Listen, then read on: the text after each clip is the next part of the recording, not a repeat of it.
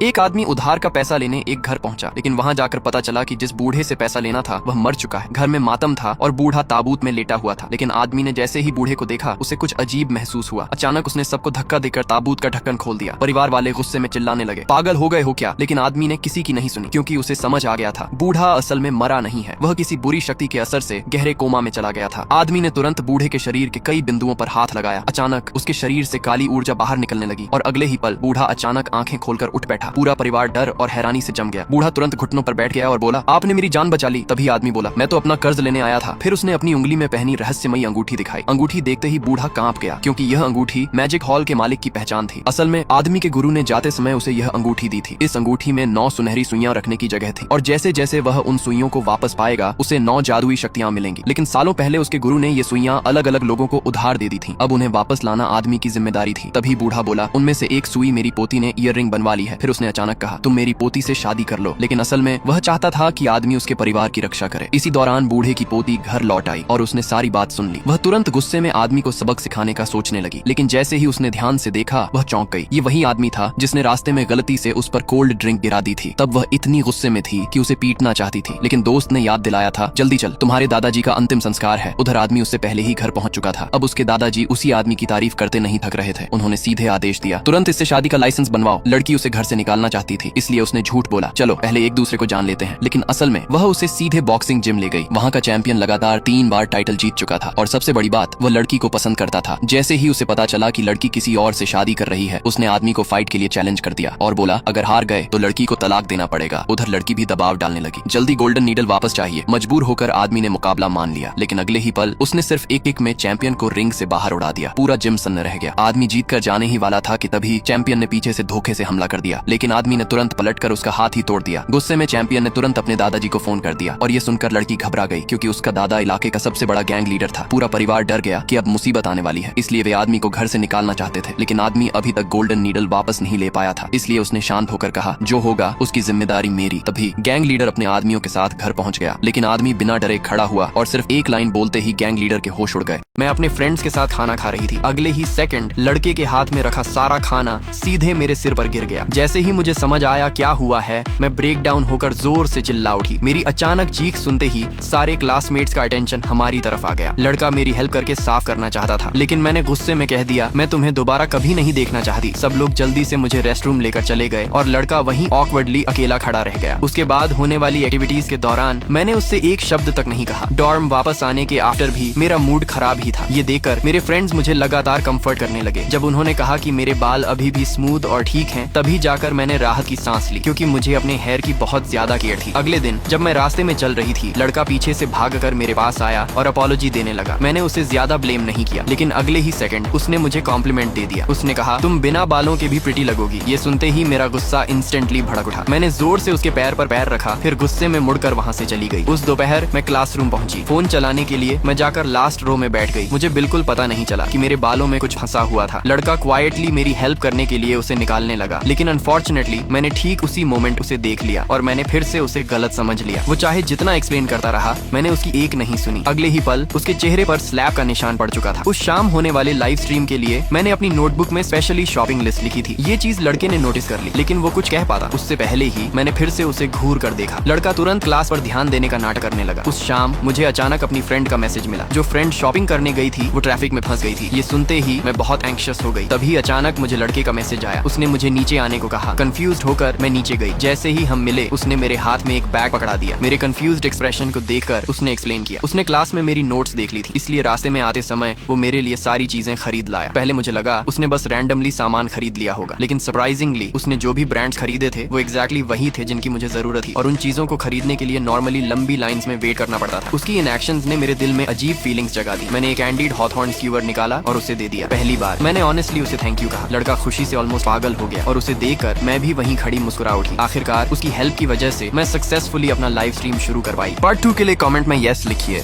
एक आदमी एक आलीशान स्टोर के दरवाजे पर आया और हाथ में कैश लहराने लगा। फिर उसने सारा पैसा उसके सामने फेंक दिया। पता चला कि वह आदमी उस अरबपति का एक कर्मचारी था। अपनी नई पत्नी को इतनी ज्यादा मेहनत करने से रोकने के लिए उसने अपने कर्मचारी से कहा कि वह उसकी दुकान का सारा सामान खरीद ले। जैसे ही उस आदमी ने उसे बताया कि काम हो गया है, वह औरत जिसने उसे पहले भगा दिया था इत्तेफाक से यह सब देख लेती है। रही है। जैसे ही उसे और उसके कर्मचारी को लगा कि उनका राज खुल जाएगा, उसने हैरानी से पूछा कि क्या वह भी नौकरी ढूंढ रहा है। उसने तुरंत मुस्कुराते हुए कहा, हाँ, असल में वह न सिर्फ उस आदमी का बॉस था बल्कि एक अरबपति भी था। वह आदमी भी उसके नाटक में पूरी तरह उसका साथ दे रहा था। कर्मचारी के जाने के बाद ही उसने राहत की सांस ली। पता चला कि उसने जानबूझकर अपनी असली पहचान छिपाई थी ताकि वह अपनी पत्नी के चरित्र की परख कर सके। वह बहुत उत्साहित थी और उसने उसे अपने दिन के बारे में सब कुछ बताया। उसने ज्यादा कुछ नहीं कहा, बस उसकी तारीफ की कि वह कितनी अच्छी है। उसे जरा भी अंदाजा नहीं था कि यह सब उसी का किया धरा था। रात को वह मेज पर बैठकर अपनी कमाई गिन रही थी। फिर उसने बड़े गर्व से बताया कि उसने एक ही दिन में $1,000 कमाए हैं। उसके भाई ने कहा कि अब वह एक गोल्ड डिगर,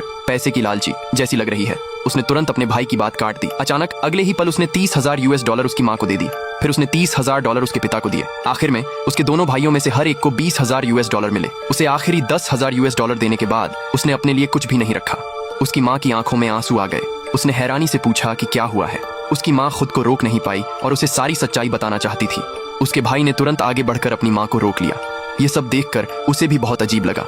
भाई ने उसे समझाया कि माँ इसलिए रो रही हैं क्योंकि वह बहुत ज्यादा भावुक हो गई हैं। उस भोली भाली लड़की ने एक बार फिर उनकी झूठी बात पर यकीन कर लिया। जब वह गहरी नींद में सो गई तो वह और उसका परिवार दरवाजा खोलकर उसे चुपके से देखने लगे। जब उन्हें पक्का यकीन हो गया कि वह सचमुच गहरी नींद में सो रही है तो वे सब मिलकर आपस में बातचीत करने लगे। अब उन सभी को इस बात का पछतावा हो रहा था कि उन्होंने उसकी परख करने के लिए उसके साथ ऐसा नाटक किया था। ठीक उसी समय जब उन्हें समझ नहीं आ रहा था कि क्या करें, उनके असिस्टेंट ने उन्हें सुझाव दिया कि वे अपनी पत्नी से माफी मांगने के लिए दुनिया का सबसे महंगा गुलाबी हीरा खरीद लें। इसलिए उन्होंने उस हीरे के लिए बोली लगाने का फैसला किया। अगले दिन वे एक शानदार गाड़ियों के काफिले के साथ ऑक्शन होटल पहुंचे। ठीक उसी समय उनकी पत्नी, जो वहां एक वेट्रेस के तौर पर काम कर रही थी, को उसकी बहन ताने मार रही थी। उस बहन की शादी एक अमीर परिवार में हुई थी।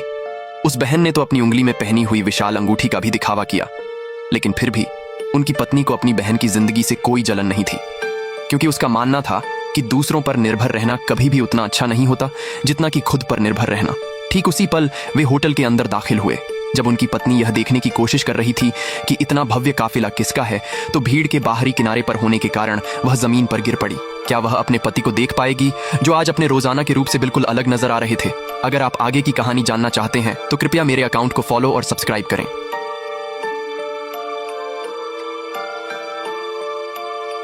भाई ने सच में उस पर केस कर दिया था। ये सुनकर बेटी सन्न रह गई। उसे अब समझ आ गया, उसका भाई सच में उसे अदालत तक घसीट लाया और उसकी माँ ने भी इज्जत से ज्यादा पैसे चुने। उसका टूटा हुआ चेहरा देखकर लॉयर ने धीरे से कहा, इस दुनिया में अगर किसी ने तुमसे सबसे ज्यादा प्यार किया तो वो हमेशा तुम्हारे पिता थे। फिर लॉयर ने पूछा, तुम जानती हो पापा ने डेट और प्रॉपर्टी अलग क्यों की थी? उसने कहा, क्योंकि डेट भाई का था। लॉयर ने सिर हिलाया, एक वजह और थी। फिर उसने कहा, तुम्हारे पिता ने सब पहले से देख लिया था। उन्हें पता था माँ बेटे का पक्ष लेगी। बेटा जो इनहेरिटेंस समझेगा असल में वो डेट होगा और तुम्हें मिलेगा मेडल और हिडन कैश। लेकिन बस यही वजह नहीं थी। लॉयर ने कहा, तुम्हारे पापा को उम्मीद थी जब उन्हें पता चलेगा कि तुम्हारे पास पैसा है तो शायद वो पहली बार तुम्हारे साथ अच्छा व्यवहार करेंगे। वो चुप हो गई क्योंकि वो खुद जानती थी अगर उन्होंने कभी सच में उसे अपनाया होता तो वो डेट चुकाने में मदद जरूर करती। यही फ्यूचर उसके पिता चाहते थे, एक जुड़ा हुआ परिवार, शांत घर और बेटी जिसे पहली बार वार्मथ मिले। लेकिन परिवार ने वो रास्ता चुना ही नहीं। तब लॉयर ने दूसरा राज खोला। मरने से पहले तुम्हारे पिता ने सेकंड प्लान भी छोड़ा था। उस अरेंजमेंट में 1 और 1 करोड़ था और वो डिवाइड होना था सिर्फ तब जब परिवार सच में रिकंसाइल कर लेता। उसने दर्द में कहा, पापा कितने नाइव थे। लॉयर ने तुरंत रोका, नाइव नहीं, बेबस थे, बस फैमिली को टूटने से बचाना चाहते थे। फिर उसने पिता के एग्जैक्ट वर्ड्स दोहराए, अगर माँ और बेटा इनहेरिटेंस के लिए हर हद पार कर दें तो चाहे मुकदमा कोई भी जीते, आखिरी 1 करोड़ सिर्फ तुम्हारा होगा। ये सुनते ही वो टूट गई। उसे पिता के आखिरी शब्द याद आ गए, मरने के बाद भी मैं तुम्हारी रक्षा करूंगा। कुछ देर बाद खुद को संभाल कर उसने पूछा, अगर केस कोर्ट गया क्या हम जीतेंगे? लॉयर ने बिना झिझक कहा, 100%। कुछ ही समय बाद माँ का फोन आया, उसी पुरानी बेरहमी के साथ, या तो भाई का कर्ज चुकाओ या कोर्ट में मिलो। लेकिन इस बार वो नहीं झुकी। उसने साफ कहा, अगर और दबाव डाला तो नुकसान तुम्हारा ही बढ़ेगा। कोर्ट के दिन भी माँ, भाई और भाभी के चेहरे पर घमंड था। वो धमकी दे रहे थे, सुनवाई शुरू होते ही तुम्हारे पास 1 रुपया भी नहीं बचेगा। इस बार उसने पहली बार खुलकर कहा, मुद्दा पैसा नहीं है, मुद्दा ये है कि आपने मेरे साथ क्या किया। उधर भाई और भाभी उसका मजाक उड़ा रहे थे। अकेली आई है, कोई लॉयर भी नहीं, डॉक्यूमेंट्स भी नहीं। उन्होंने फेमस लॉयर हायर किया था और उन्हें लगा जीत पक्की है। ओपोजिंग लॉयर भी ओवर कॉन्फिडेंट हो चुका था। लेकिन जैसे ही जज ने डिफेंस लॉयर बुलाया सब कुछ बदल गया। अंदर जो आदमी आया उसे देखकर सबके चेहरे उड़ गए। वही लॉयर जिससे वो सबसे ज्यादा डरते थे। माँ और भाई की हालत वहीं खराब हो गई। उन्हें उम्मीद ही नहीं थी कि पिता का पुराना दोस्त बेटी के पक्ष में खड़ा होगा। जब किसी ने दूसरी तरफ के फेमस अटॉर्नी की बात की, उस लॉयर ने ठंडे लहजे में कहा उसकी रेपुटेशन क्लाइंट्स को ब्लफ करके बनी है। अब दूसरी तरफ से हमला शुरू हुआ। उसकी डेट्स, उसकी कार, उसका हाउस, सबको एविडेंस बनाकर दिखाया गया जैसे उसने इनहेरिटेंस चुराया हो। जज ने पूछा, कार और हाउस परचेसेस सच हैं? उसके लॉयर ने कामली कहा, हाँ सब सच है, बस भाई आपा खो बैठा। वो कोर्ट में ही उसे इंसल्ट करने लगा। उसके लॉयर ने तुरंत जज से कहा, फॉर्मल अपॉलॉजी चाहिए अभी। और 30 साल में पहली बार भाई ने उससे माफी मांगी। उसने स्वीकार की, लेकिन साफ कहा दूसरा मौका कभी नहीं मिलेगा। फिर जज ने पूछा, क्या इनहेरिटेंस प्रोसेस में कंसीलमेंट या अनफेयरनेस हुई थी? लॉयर बोला, हाँ हुई थी। पूरा कोर्ट रूम रुक गया। फिर उसने एक वार में सच खोल दिया, लेकिन वो कंसीलमेंट इस बेटी ने नहीं की, वो उसकी माँ और भाई ने की। और उसने बॉम्बशेल गिरा दिया। माँ ने चोरी छुपे पूरे 1 करोड़ बेटे को दे दिया और बेटी को सिर्फ 1 medal. Story and thanks for watching. Thanks for.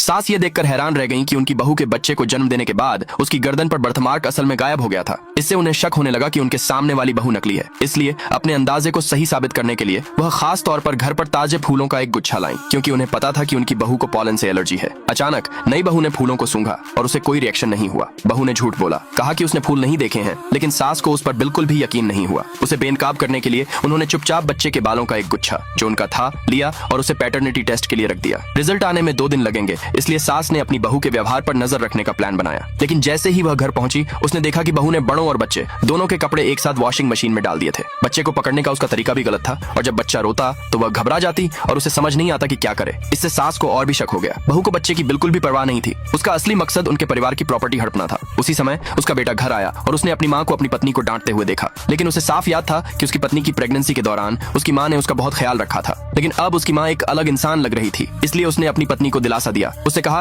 कि वह अपनी माँ की बातों का बुरा न माने। लेकिन जैसे ही वे मुड़कर जाने वाले थे, बहू गलती से टेबल पर गिर गई, जिससे सास का सारा सामान गिर गया। सास ने गुस्से में उसका सामना किया, लेकिन उसने मासूम होने का नाटक करते हुए कहा कि यह सिर्फ एक एक्सीडेंट था। बहू के रिएक्शन से सास को ध्यान नहीं आया कि उसने जानबूझकर ऐसा किया। जैसे ही सास को शक होने लगा कि कहीं उनसे कोई गलती तो नहीं हो गई, उसी रात परिवार को एक अजीब सा पैकेज मिला। उन्हें लगा कि कुरियर से डिलीवरी में गलती हो गई है और वह दरवाजा बंद करने ही वाली थी कि अचानक बहू बाहर भागी और कुरियर को बताया कि जब उसने खोला तो यह उसका था। अंदर हजारों युआन के बैग और परफ्यूम थे। सास साफ तौर पर हैरान थी। बच्चे का मिल्क पाउडर लगभग खत्म हो गया था, लेकिन उन्होंने बच्चे के लिए एक भी कैन नहीं खरीदा था। इसके बजाय उन्होंने बहुत सारा लग्जरी सामान खरीदा था। उन्होंने गुस्से में बहू से पूछा, जिसने बताया कि उसने अभी अभी बच्चे को जन्म दिया है और वह खुद को इनाम देना चाहती है। और फिर उसने अपना YAT देखने का नाटक किया। उसी पल सास को हॉस्पिटल से फोन आया। वह तुरंत टेस्ट के रिजल्ट देखने हॉस्पिटल गई और सच में बच्चे और बहू का कोई खून का रिश्ता नहीं था। इससे यह साबित हो गया कि उसके सामने खड़ी बहू नकली थी और गुस्से में थी। वह टेस्ट रिपोर्ट लेकर घर भागी और इस नकली बहू का वहीं सामना करने का फैसला किया। आगे स्टोरी देखनी है तो कमेंट जरूर करना। पहली बार पिता ने नया साल अपनी बेटी के घर बिताया। तभी उन्हें पता चला कि हर चंद्र नव वर्ष की पूर्व संध्या पर उनकी बेटी पूरे परिवार के लिए दावत का खाना अकेले ही बनाती आ रही थी। माँ अपनी बेटी की चुपचाप सही जा रही तकलीफ को सहन न कर सकी और चुपके से उसकी मदद करने के लिए आगे आई। जब तक खाना आखिरकार मेज पर परोसा गया, बेटी को एहसास हुआ कि उसने और उसकी माँ ने सुबह से रात तक खाना बनाने में मेहनत की थी। फिर भी उसके ससुराल वालों ने उसके माता पिता के लिए कोई जगह नहीं रखी थी और इसके बजाय वे हंस रहे थे, पी रहे थे और जश्न मना रहे थे, मानो उसके माता पिता उनके घर में नौकरों से ज्यादा कुछ न हो। उस महिला ने अपना गुस्सा दबाने की बहुत कोशिश की। उसने अपने पति को याद दिलाया कि उसके माता पिता को अभी तक बैठने के लिए जगह नहीं मिली है। इससे पहले कि वह कोई जवाब दे पाता, सास ने बेपरवाही से रसोई की ओर इशारा किया और उसके माता पिता से वहीं खाना खाने को कहा। अब वह और ज्यादा सहन नहीं कर सकती थी। महिला ने सवाल किया कि क्या उसके माता पिता मेज पर बैठने के लायक नहीं है। उसके पति ने समझाया कि उसका छोटा भाई पहली बार अपनी गर्लफ्रेंड को घर लाया है। मेज पर पहले से ही बहुत भीड़ थी, इसलिए उसके माता पिता को रसोई में अलग से खाना चाहिए। यह सुनकर महिला गुस्से से फट पड़ी और पूछा कि उसने अपनी माँ को रसोई में खाना खाने के लिए क्यों नहीं कहा। सिर्फ इसलिए कि उसे अपने भाई की गर्लफ्रेंड के सामने अपनी इज्जत जाने का डर था। उस आदमी ने बहस को और बढ़ने से रोकने की कोशिश की, लेकिन महिला इस परजीवी परिवार का असली चेहरा उस बाहरी व्यक्ति के सामने बेनकाब करने पर अड़ी रही। आंखों में आंसू लिए उसने बताया कि शादी के 10 सालों में उसे एक बार भी अपने माता पिता से मिलने की इजाजत नहीं मिली थी। हर नए साल की पूर्व संध्या पर वह पूरे दिन रसोई में अकेले काम करती थी और जब खाने का समय आता था तो मेज पर उसके लिए बैठने की कोई जगह भी नहीं होती थी। उसने उस गर्लफ्रेंड को चेतावनी दी कि वह इस परिवार में शादी न करे, वरना उसका भी यही हश्र होगा। उसकी बातों से उसका पति आग बबूला हो गया और उसने धमकी दी कि अगर उसने यह तमाशा करना बंद नहीं किया तो वह उसे तलाक दे देगा। लेकिन इस बार महिला ने और ज्यादा सहन करने से इनकार कर दिया। उसने खाने की मेज पलट दी और ऐलान कर दिया कि उसे तुरंत तलाक चाहिए। यह देखकर सास गुस्से से आग बबूला हो गई और उस पर नए साल के मिलन समारोह को बर्बाद करने का आरोप लगाया।